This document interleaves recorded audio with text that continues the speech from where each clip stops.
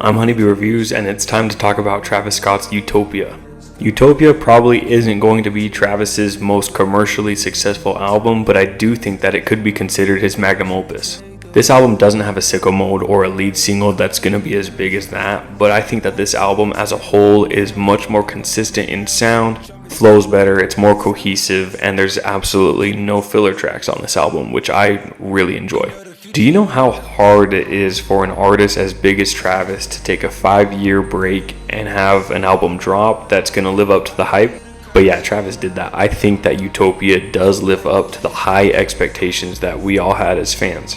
One thing that I think Travis does great that is kind of a lost art nowadays is sequencing his albums. He puts all of his tracks in the perfect order, and that definitely adds to the cohesiveness of the album and also the concept of this album, which here is Utopia. That Utopia can be different for every person. It's something very personal, and it's not a destination, it's a mindset. The album title is perfect. It feels futuristic, visionary. I think in 5 to 7 years, people are going to appreciate this album a lot more than they are now, which is very similar to how Kanye West's Yeezus is viewed now. When this album first dropped, there were a lot of people that were very turned off by the album. There are still people that dislike Yeezus, but as a whole, it seems the general consensus has definitely warmed up to Yeezus, which, by the way, Travis helped a lot on the production side of things on Yeezus, and that definitely inspired the sound of Utopia. In fact, Kanye himself actually has production credits on a few of the tracks on Utopia.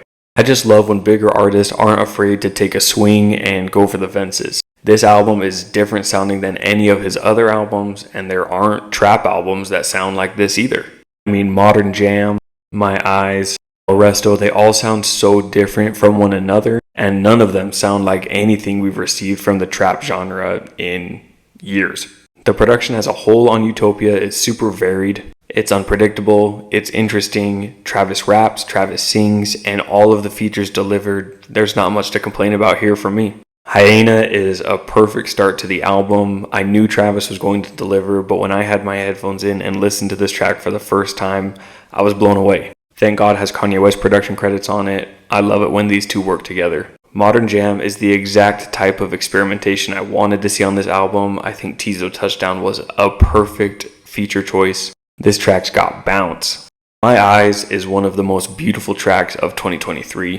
Justin Vernon's songwriting and production credits on this one. Travis switches up his flow and sings a little bit.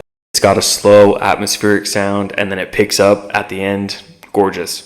God's Country, Once Upon a Time, was a track that was going to be on Yandhi, and it's been reworked to this point. Kanye's fingerprints were all over this project. Meltdown is fun. It's obviously not going to end up like Sicko Mode, but Drake definitely delivered. Del Resto is crazy. That Beyonce feature is incredible. I Know kind of transports me back to old Travis, which I enjoy hearing on this album. That production moves very nicely, and the melody is incredible. Best melody on the album. Circus Maximus is amazing. To me, it sounds like a mix of Black Skinhead and Hurricane. Lost Forever is one for the real hip-hop heads. An Alchemist beat with additional production from James Blake. And of course, the Westside Gunn feature. Incredible.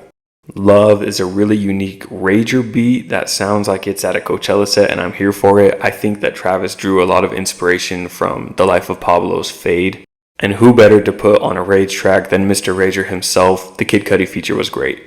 Telekinesis is probably my favorite track on the album and one of my favorites of the year. Future, Travis, and SZA all together on the same track is the perfect storm. Future absolutely delivers, Travis does his thing, and SZA's vocals are phenomenal.